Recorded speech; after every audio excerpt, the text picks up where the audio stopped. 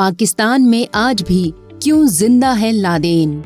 9/11 हमलों के मास्टरमाइंड और अल कायदा के सरगना ओसामा बिन लादेन को अमेरिकी सेना ने 2011 में मार गिराया था। पाकिस्तान में ओसामा बिन लादेन आज भी चरमपंथियों का हीरो है। अपने मदरसों में वे लादेन के बारे में पढ़ाते हैं। लादेन को मरे हुए भले ही 11 साल हो गए हैं, लेकिन ना तो पाकिस्तान सरकार उसे भुलाना चाहती है और ना ही दूसरे धर्मों से नफरत करने वाले वहाँ के कट्टरपंथी। मरने के बाद भी लादेन पाकिस्तान के हुक्मरानों के लिए सम्मानित बना रहा। पाकिस्तान के पूर्व प्रधानमंत्री इमरान खान ने कभी उसे शहीद का दर्जा दिया था, तो पाकिस्तान के एक पूर्व राष्ट्रपति ने उसे पाकिस्तान का नायक बताया था। इससे पता चलता है कि ओसामा बिन लादेन की पाकिस्तान में कितनी बड़ी फैन फॉलोइंग है। उसे हीरो बताने में सत्ता में बैठे लोग भी गुरेज नहीं करते। अमेरिका में 11 सितंबर 2001 को अल कायदा के आतंकवादियों ने 2 अमेरिकी विमानों को हाईजैक कर वर्ल्ड ट्रेड सेंटर के उत्तरी और दक्षिणी टावरों में टकरा दिया था। उन्होंने एक और विमान को कब्जे में ले लिया था। वो विमान अमेरिकी रक्षा विभाग के मुख्यालय पेंटागन की इमारत से टकराया। उनके कब्जे में आया चौथा विमान पेंसिल्वेनिया में क्रैश कर गया था। 9/11 के उस हमले में 3000 से ज्यादा लोगों की जान गई थी। उस हमले का मास्टरमाइंड ओसामा बिन लादेन करीब 10 साल तक अमेरिका की नजरों से बचता रहा, लेकिन दुनिया की सबसे ताकतवर मानी जाने वाली अमेरिकी सेना ने आखिरकार 2 मई 2011 को उसे पाकिस्तान के एबटाबाद में मार गिराया। लादेन के लिए पाकिस्तान के कट्टरपंथियों के प्यार को इस वाक़ये से समझा जा सकता है कि अल कायदा के सरगना की मौत के बाद उसके पड़ोस में रहने वाले एक व्यक्ति ने अपने 4 बच्चों का नाम ओसामा रखा था। पाकिस्तान में दरअसल आतंकी और चरमपंथी गुटों का पाकिस्तानी सेना के साथ चोली दामन का साथ है। दुनिया भर में आतंकवाद को बढ़ाने में ISI की भूमिका कई बार सामने आ चुकी है। इंजीनियर और कारोबारी से आतंकवादी बने लादेन को दुनिया के सामने आतंकवाद का पोस्टर बॉय बनाने में भी पाकिस्तानी सेना और ISI की बड़ी भूमिका रही। इसी कारण ये दोनों लादेन को पाकिस्तानियों के दिलों में जिंदा रखना चाहते हैं। इसके जरिए पाकिस्तान दुनिया भर के चरमपंथी और आतंकी गुटों को खुश करता है और अपने फायदे के लिए इस्तेमाल करता है। पाकिस्तान के मदरसों को आतंकवाद की फैक्ट्री कहा जाता है। वहाँ कम उम्र के बच्चों को आतंकी हमलों के साथ ही सुसाइड बम अटैक के लिए प्रेरित किया जाता है और इसके लिए उन्हें लादेन की कहानी बताई जाती है।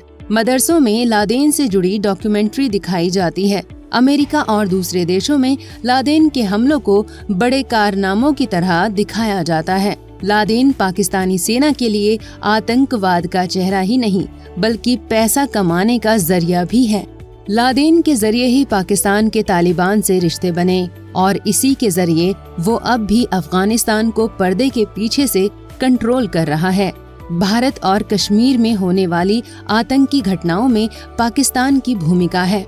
कश्मीर में आतंक फैलाने वाले विदेशी और अफगान आतंकियों को ISI ही मदरसों में ट्रेनिंग देती है। पाकिस्तान के पूर्व तानाशाह राष्ट्रपति और सेना प्रमुख रहे परवेज मुशर्रफ भी मान चुके हैं कि कश्मीर में आतंकवादी घटनाओं के लिए पाकिस्तानी सेना ने अल कायदा और दूसरे आतंकी संगठनों की मदद ली है।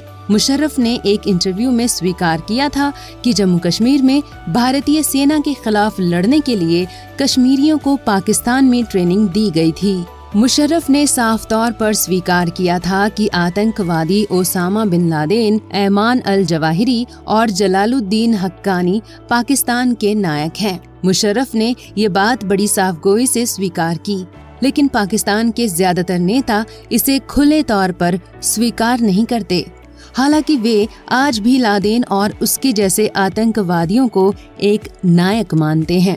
पाकिस्तान के कट्टरपंथियों की ऐसी सोच के पीछे सबसे बड़ी वजह भारत और गैर मुसलमानों के प्रति उनकी नफरत है। पाकिस्तान मामलों को लेकर रिसर्च करने वाली एक संस्था से जुड़े धीरज उपाध्याय कहते हैं कि पाकिस्तानी सेना और वहां की खुफिया एजेंसी पूरी तरह से कारोबारी है। लादेन और उसके जैसे कई आतंकी आज भी उसके कारोबार का जरिया हैं। भले ही लादेन को मरे हुए 11 साल से ज्यादा हो चुके हैं, लेकिन वो आज भी सेना और चरमपंथियों के लिए जिंदा है। इसके जरिए वे लगातार पैसा कमा रहे हैं, क्योंकि आतंक के नाम पर सेना हथियार से लेकर नशे का कारोबार करती है। अफगानिस्तान में तालिबान में कब्जे के बाद वहां का ड्रग्स का कारोबार पूरी तरह से ISI के हाथों में आ गया है। उपाध्याय कहते हैं कि पाकिस्तान ने सोवियत संघ को अफगानिस्तान से बाहर निकालने के लिए धार्मिक उग्रवाद की शुरुआत की थी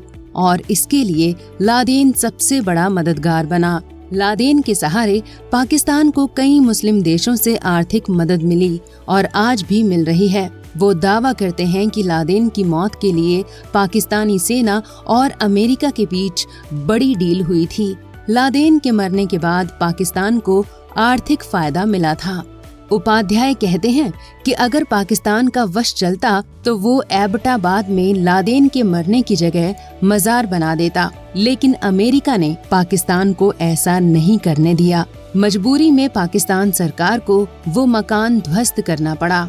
लिहाजा आज भी पाकिस्तान सरकार इसको लेकर दबाव में है। पाकिस्तान सेना लादेन के जरिए आतंकवाद की विरासत को फीका नहीं पड़ने देना चाहती, क्योंकि लादेन पश्चिम विरोधी उग्रवादी इस्लाम का वैश्विक प्रतीक बन गया है। अब उसके विचारों के जरिए आतंकवादियों की नई पौध मदरसों में तैयार की जा रही है। उपाध्याय का दावा है कि पाकिस्तान में तथाकथित एलीट क्लास लादेन को खुले तौर पर आतंकी नहीं मानता, वहीं निचले तबके के लोग उसे इस्लाम का रक्षक मानते हैं। उपाध्याय कहते हैं कि अगर आपको ये देखना है कि पाकिस्तान में लादेन की क्या अहमियत थी, तो उसकी मौत के बाद पाकिस्तान के अखबारों में छपी खबरें देखें।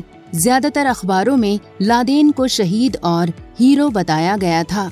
मदरसों और चरमपंथियों के लिए लादेन का दर्जा आज भी कम नहीं हुआ है।